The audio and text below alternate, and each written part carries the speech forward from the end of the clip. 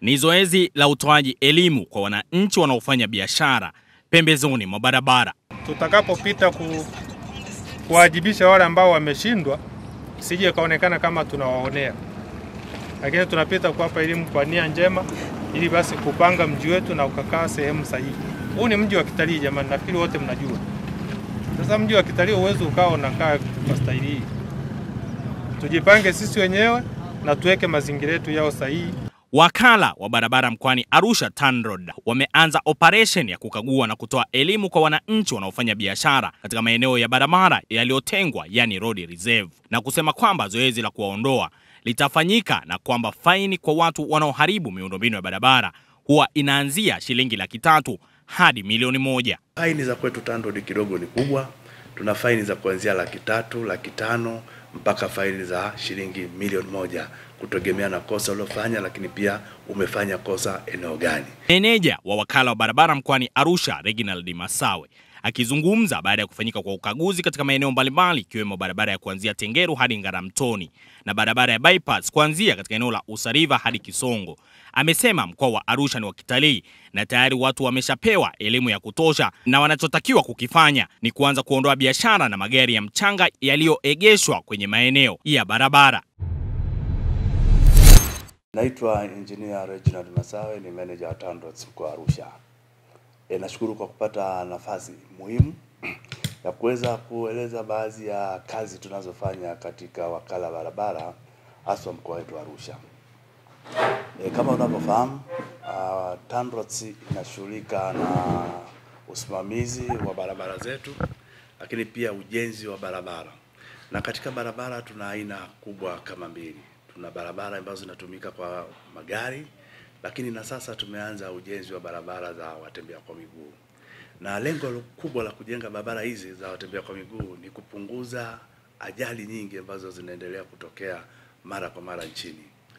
Ukiangalia katika tafiti mbalimbali zilizofanyika hasa katika mkoa wetu wa Arusha, tumebaini kuwa ajali nyingi zinatokea kwenye makutano ya barabara, lakini pia zinatokea kwenye maeneo ambapo wanapita watembea kwa miguu.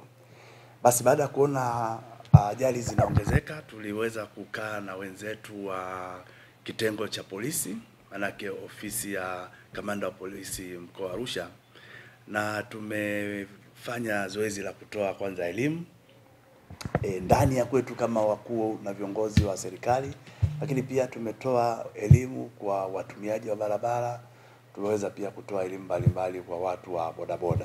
Kwa hiyo nichukue nafasi hii kama kiongozi pia na msimamizi wa barabara zetu katika mkoa wa Arusha, kuweza kuwaeleza wakazi wa Arusha wote, lakini pia na wakazi wa Tanzania, tutumie barabara zetu vizuri.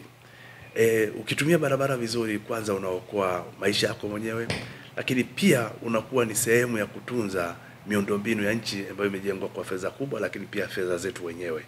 Kwa hiyo kwa sisi wenyewe tukiweza kuvuka kwa kufuata maelekezo na vivuko ambavyo ni rasmi, ajali zitapungua kwa sehemu kubwa sana. Na ajali zikipungua, maana yake tutakuwa na watu wanaendelea kufanya kazi za maendeleo, lakini na kazi za kujenga uchumi wetu. Sasa sheria ya barabara iko wazi. Inasema kama kuna mtu amevunja sheria, basi hatua stahiki zichukuliwe. Na niombe tu kutoa rai kwamba tutaanza operation za kukagua maeneo ambayo hayaruhusiwi kupaki, tukishirikiana na wenzetu wa jeshi la polisi, na wale watakaobainika bado wanaendelea kupaki kwenye maeneo ya tembea kwa miguu, basi sheria itachukua mkondo. Na faini za kwetu TANROADS kidogo ni kubwa. Tuna faini za kuanzia 300,000, 500,000 mpaka faini za shilingi milioni 1 kutegemea na kosa ulilofanya, lakini pia umefanya kosa eneo gani. Kwa hiyo niwaombe Watanzania wenzangu, tuendelee kutumia barabara zetu kwa kuzingatia maelezo yanayotolewa, taarifa mbalimbali, alama za barabarani, ili sisi wote kwa pamoja tuendelee kuwa salama na tuendelee kuenjoy nchi yetu na kuishi maisha mazuri yenye usalama. Maeneo mengi ya kando ya barabara, ambapo barabara zetu zina mita 30 kutoka katikati kwa kila upande, watu wengi wanafikiri yale maeneo ni ya wazi na wanaendelea kuanzisha biashara pembezoni mwa barabara. Tumeanza zoezi pia la kutoa elimu. Kwa mfano barabara yetu ya Arusha bypass yenye takriban kilomita 42, tumetoa elimu maeneo mbalimbali. na sasa tunakwenda kuanza pia kuchukua hatua. Wale wote tutakuta wanafanya biashara kwenye maeneo ambayo haruhusiwi, tutaanza kuchukua hatua. Lakini sambamba na hilo, kufanya biashara kando kando ya barabara nako ni chanzo kikubwa cha ajali. Tafiti zinaonyesha watu wanafanya biashara za kuuza vinywaji, wanafanya biashara ndogo ndogo za kuuza mbao na nini, biashara za mchanga, wanapotoka na kuingia barabara kuu wanasababisha ajali nyingi.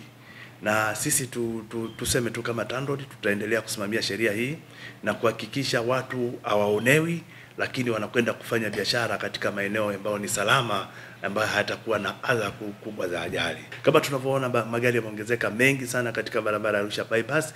Kwa hiyo nako tunaendelea kuifikiri barabara hii kuanza kuipanua na iweze kupitisha magari kwa njia 4.